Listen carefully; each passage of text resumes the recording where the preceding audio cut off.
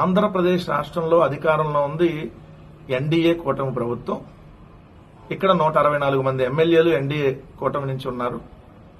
కేవలం వైఎస్ఆర్సీపీ నుంచి ఉంది 11 మంది. వాళ్ళు దాఖలు అవహేళన చేస్తున్నట్టుగానే సరే చేయనండి. పైన కేంద్రంలో అధికారంలో ఉంది కూడా ఎన్డీఏ కూటమి ప్రభుత్వం. ఈ ఎన్డీఏ కూటమి ప్రభుత్వం అధికారంలో ఉన్నప్పుడు ఏదన్నా రాష్ట్రానికి కనీసం ఒక 1% అన్నా మేలు జరగాలి. కానీ కేంద్ర ప్రాయోజిత కార్యక్రమాల్లో ఎక్కడా కూడా రాష్ట్రానికి రావాల్సిన వాటా రావట్లేదు. ఒక పక్క కేంద్రం గ్రాంట్ల నుంచి రావాల్సిన ఈ రాష్ట్రానికి రావట్లా. నిన్న వారపత్రికలే రాసినటువంటి పరిస్థితి. ఏదైతే విశాఖపట్నం స్టీల్ ప్లాంట్ ఒక పక్క ప్రైవేటీకరణ చేస్తా ఉన్నారు. పార్టీలుగా 34 విభాగాలను ఆల్రెడీ నోటిఫికేషన్ ఇచ్చారు ప్రైవేట్ వాళ్ళకి. అదేవిధంగా చూస్తే ఇప్పుడు విశాఖపట్నం రైల్వే జోన్కు కూడా తీవ్ర అన్యాయం చేస్తూ కేంద్రం తీసుకున్నటువంటి నిర్ణయం.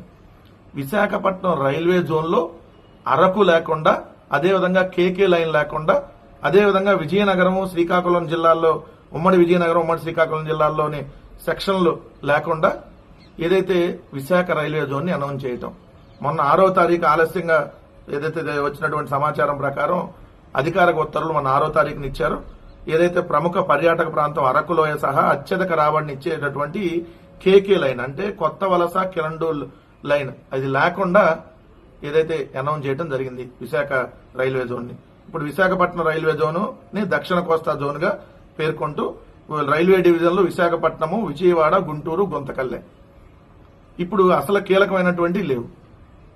దీనివల్ల నష్టం అంటే తీవ్రమైనటువంటి ఏదైతే ఆర్థిక నష్టం, ఈ రాబడి రాదు. ఎవరికి వెళ్తుందా రాబడి? దీన్ని తీసుకుని వీళ్ళు ఎక్కడ కలిపారు?